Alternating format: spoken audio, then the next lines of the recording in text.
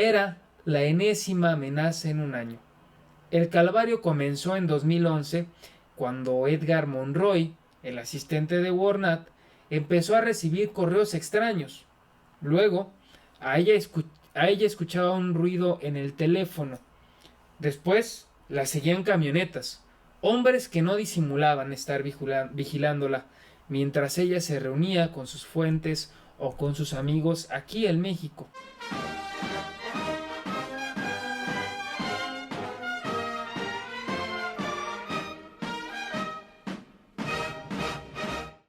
Bienvenidos a México en marcha. De manera rápida te quiero invitar a que te suscribas al canal y actives la campanita de las notificaciones. Quiero platicarles de una columna que escribió Penilei Ramírez para El Universal, en donde señala precisamente la corrupción que hubo en el sexenio de Felipe Calderón, pero no solo la corrupción como tal, de manera en que se robaran el dinero, sino la corrupción que había al censurar a los periodistas. Recientemente, el expresidente Felipe Calderón, o el comandante Borolas, como lo quieran llamar, estaba tuiteando y estaba diciendo que López Obrador estaba censurando a Carlos Loret de Mola y no sé qué tanto, que iba esto en contra de nuestra Constitución. Los usuarios de Twitter le recordaron a Felipe Calderón que él fue quien expulsó a Carmen Aristegui del aire, que por cierto Carmen Aristegui, una de las mejores periodistas de nuestro país, fue la que tuvo la valentía de sacar adelante el caso de la Casa Blanca sin estar al aire. Esto y otros logros del periodismo mexicano, pues sin duda alguna han traído grandes resultados para el combate a la corrupción. Pues el día de hoy Penilei Ramírez escribe sobre un caso muy poco sonado en el sexenio de Felipe Calderón. Resulta que hay una escritora argentina que precisamente escribió un libro sobre Felipe Calderón y los tratos que tenía con la delincuencia organizada. Este libro fue escrito en medio de amenazas, fue escrito en medio de persecuciones, no solo políticas, sino que también en donde peligraba la vida de la escritora, y relata que era acosada por personal del gobierno de México mientras se encontraba investigando para escribir su libro. El día de hoy vamos a platicar precisamente de este libro, vamos a platicar de esta periodista quien tuvo un valor impresionante para escribir sobre uno de los presidentes más autoritarios que ha tenido nuestro país y sobre todo sobre uno de los expresidentes más peligrosos, con más contactos, que podrían haberla privado de la vida sin duda alguna y que no pasó. Vamos a hablar de algunos números también de Felipe Calderón en materia de periodistas que perdieron la vida en su sexenio. Un muy mal sexenio, pésima historia para recordar, pero dicen que quien olvida su historia está condenado a repetirla. Nosotros no queremos repetir ninguno de esos episodios amargos en nuestro país. Así que vamos dándole. Esta es la columna de Penilei Ramírez. Se llama La oscura historia del libro sobre Calderón. Esto le decían a la escritora: tu hija está sentada ahora mismo en un café de Buenos Aires. Ya casi va a nacer su bebé. Escuchó Olga Warnat en su teléfono en Miami. Llamó desesperada a Buenos Aires buscando a su hija, pero no se hallaba en casa. Estaba en el sitio donde aquel hombre amenazante había dicho, con la misma ropa que la había descrito. Era la enésima amenaza en un año. El calvario comenzó en 2011, cuando Edgar Monroy, el asistente de Warnat, empezó a recibir correos extraños. Luego, a ella escuchaba un ruido en el teléfono. Después, la seguían camionetas, hombres que no disimulaban estar vigilándola, mientras ella se reunía con sus fuentes o con sus amigos aquí en México. Ella no quería darle importancia, debía continuar, seguir con las entrevistas, los viajes, escribir. Las amenazas tocaron entonces a su editor en Planeta, a la propia casa editora y a los defensores de periodistas que estaban registrando su caso. En 2012, Planeta España decidió cancelar la publicación del libro. Olga se fue a Miami, Edgar a Praga, y el editor sacó a su familia de México. En sus noches de insomnio en Florida, Olga conversaba horas con Javier Valdés en Culiacán. Seguía investigando.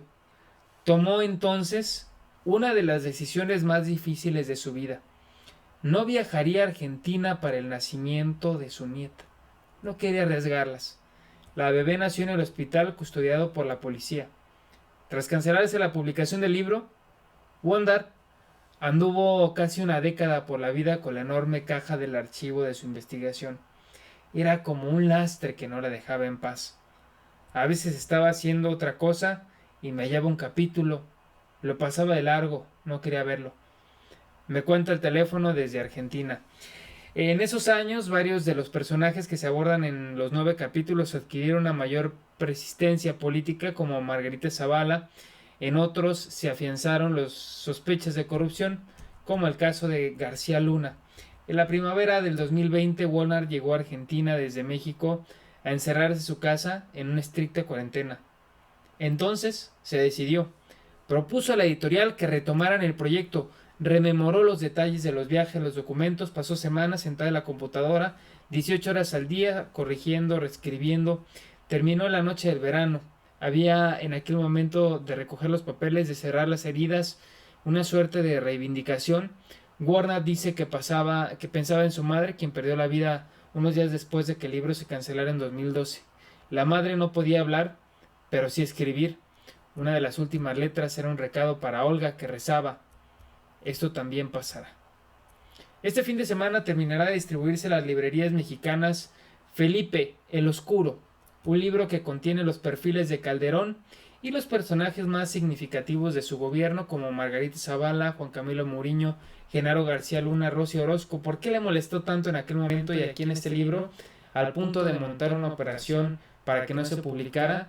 Warner cree que las amenazas y la persecución fueron un operativo de García Luna para quedar bien con Calderón. Esta es la historia de una de las periodistas que fue censurada, una de las escritoras que fue censurada en el sexenio de Calderón y que pocas personas conocen. Yo los invito a comprar este libro de Calderón, El Oscuro.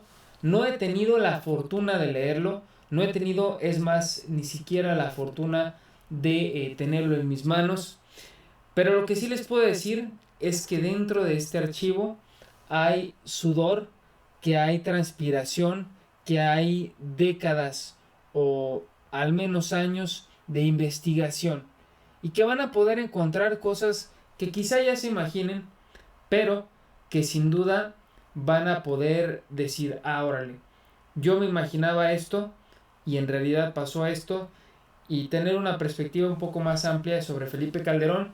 Y sobre todo si estás pensando, si eres de los que está pensando en votar por el partido de Calderón, pues te recomiendo este libro. Es una buena idea para leer, para que pienses 2 veces antes de darle tu voto a este ser humano que se hace llamar Felipe Calderón. Pues platicarles que en esta semana, precisamente mediante su cuenta de Twitter, Felipe Calderón dijo que López Obrador era un autoritario, que era, pues, que luchaba en contra de la libertad de expresión. Decía que López Obrador era casi un dictador en contra de Loret de Mola, quien era, pues, precisamente uno de los voceros oficiales de los gobiernos anteriores, del gobierno de Felipe Calderón. Y esto fue lo que tuiteó. Dice: si Carlos Loret sale del aire, se confirmará el perfil autoritario, antidemocrático, intolerante de este gobierno, el más represor de la libertad en décadas. Se ve que el video del hermano del presidente recibiendo el nombre de millones de pesos los tiene furiosos. Son peores, escribe Felipe Calderón. Pues peor que Calderón no creo que haya muchos, Y es que platicarles que el sexenio de Felipe Calderón fue el más letal para los periodistas. Esta nota la puedes encontrar en el sitio de Contralínea y en distintos sitios de información. Platicarles que el sexenio de Felipe Calderón registró 48 comunicadores privados de la vida, mientras que Enrique Peña Nieto presentó uno menos 47, indicó el periodista Rogelio Hernández. Es una cantidad tremenda. No basta con censurar, sino que en el sexenio de Felipe Calderón no hubo protección para quienes realizaban las investigaciones, y que desafortunadamente 48 personas no corrieron con la suerte de la escritora de este libro que te presentamos, aunque había una cacería en contra de periodistas incómodos. Pues así las cosas en nuestro país con Calderón. Déjame en los comentarios lo que piensas al respecto. Estamos llegando ya al final de este video. Recuerda que la historia la hacemos todos, así que infórmate, actúa y pon a México en marcha. Nos vemos. Hasta la próxima.